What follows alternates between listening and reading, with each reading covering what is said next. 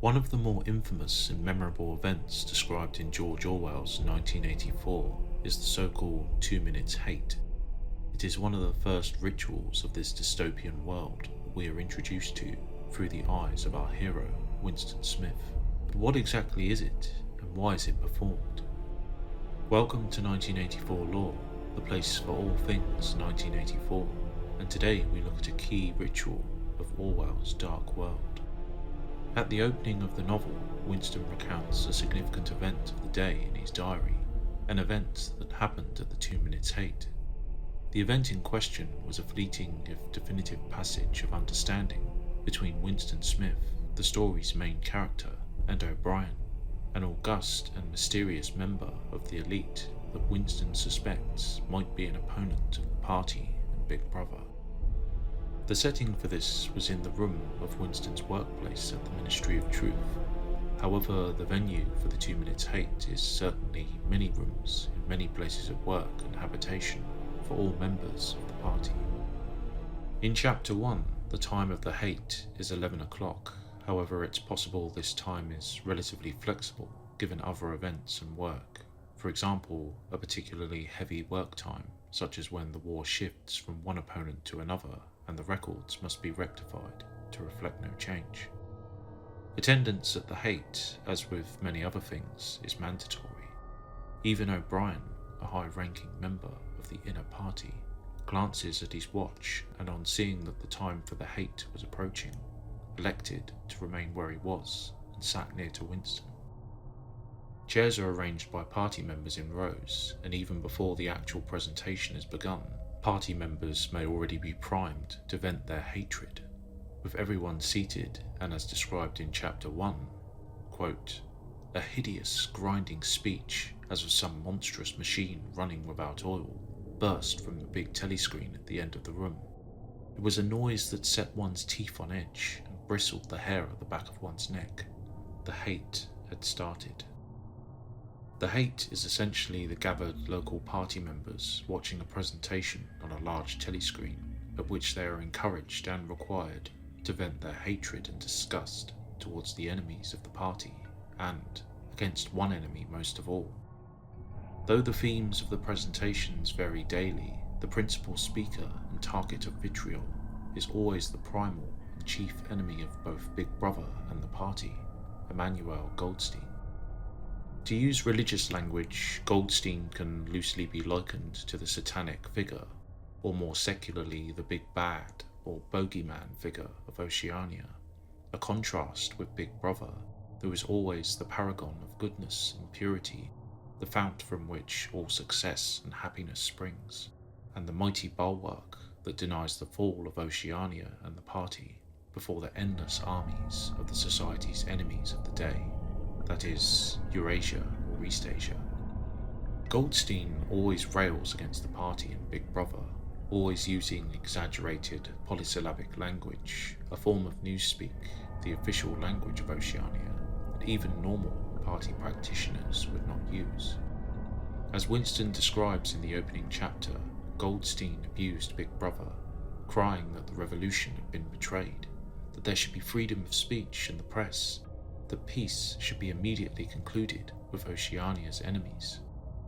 Behind Goldstein, if the man's role and villainy needed any more definition, marched the endless ranks of enemy troops, their heavy footfalls providing the rhythmic background to Goldstein's venomous attacks. Of course, even in universe we know that though participation is superficially absolute and universal, there are at least two known instances where it is not wholly genuine. Winston Smith, though swept up in the general hatred, does redirect his murderous thoughts towards a girl in whom he is both intrigued and disgusted by. Instead of imagining ill will towards Goldstein and the enemy soldiers, Winston switches towards hallucinations of flogging, raping, and murdering Julia, though, as we shall see, the desired effect is still achieved, at least in part. The other known case is Julia herself, who later informs Winston and us that her trouble at the hate was not so much playing along, but at times fighting off her urge to burst out laughing, though to all appearances she certainly seems fully committed to the hate at the time of Chapter 1, even lobbing a Newspeak dictionary at the image of Goldstein on the large telescreen. So, if at least two haters are in fact not strictly haters at all, at least in the direction desired by the party, it's reasonable for us to, first, assume that perhaps many, maybe even a significant number, or I dare say a majority of party members, are not also, and secondly, thus wonder why this ritual is in place. Though in universe, if we were able to somehow question a party intellectual honestly, they would undoubtedly answer that though the hate was indeed to be directed against Goldstein and the party's enemies, the real purpose of the hate is simply as an outlet for the built-up tension and emotions within the bulk of party members.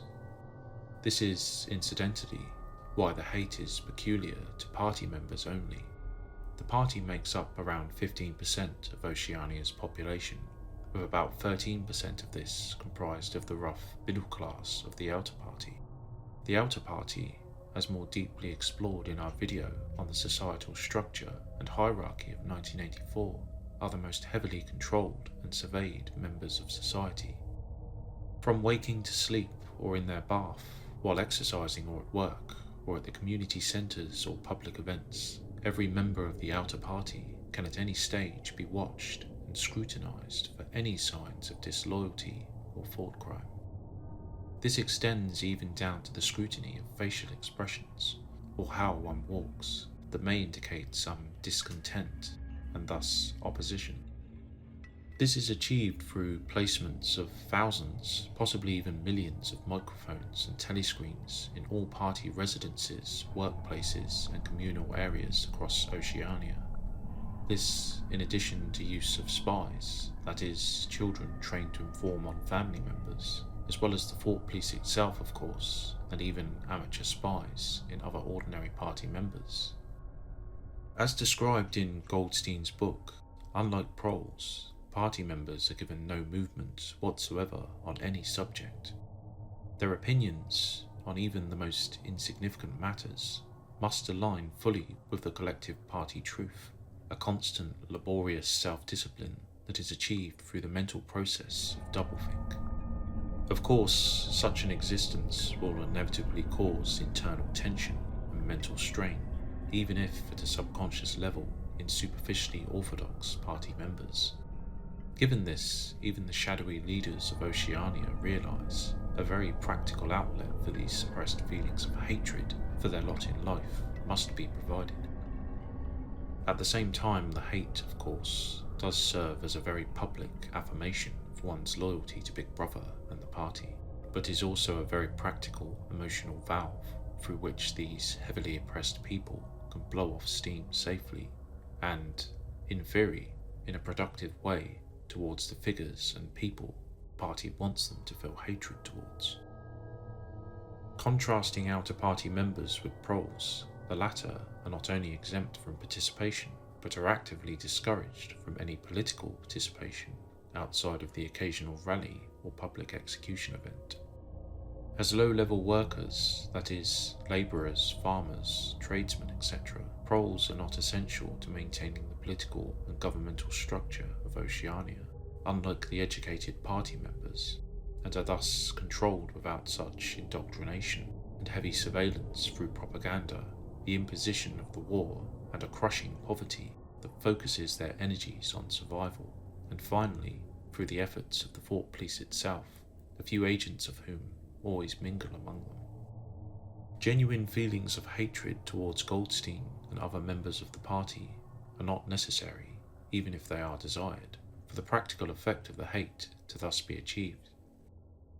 Even Winston himself notes that though he could switch his hatred and disgust at points to both Big Brother, the party, and Julia throughout, at other times his full-throated hatred towards Goldstein and the enemy soldiers was also unavoidable too.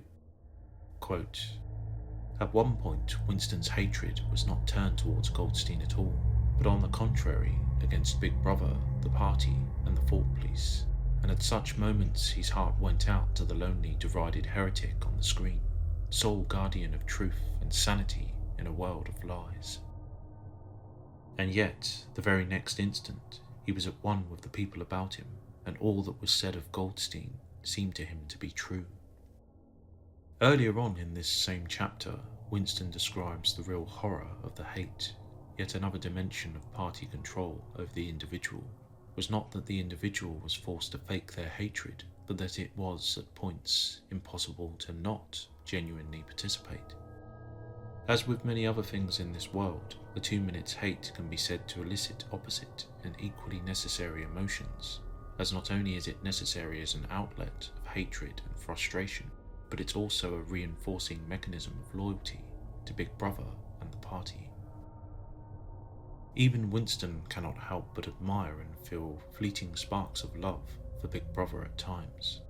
The final disturbing and conspicuous action within the hate ritual is the drone-like chant of B, B, B, B, B, B, that comes with the eventual fading of Goldstein into the face of Big Brother himself. Just as the yells, shouts and gesticulating unnecessary articulations of hatred, so this heavy murmurous sound, likened to a hymn to the majesty and wisdom of the party and BB by Winston, is also a physical expression of catharsis and love towards Big Brother, and, by extension, the party. It seems that Winston's particular horror concerning this aspect of the whole ritual is linked with his own absorption into the collective, his own loss of individuality within the hypnotic general delirium. So, that was the 2 minutes hate explained. Who would you think of if not Goldstein or BB? Let us know in the comments, and remember, war is peace, freedom is slavery, ignorance is strength.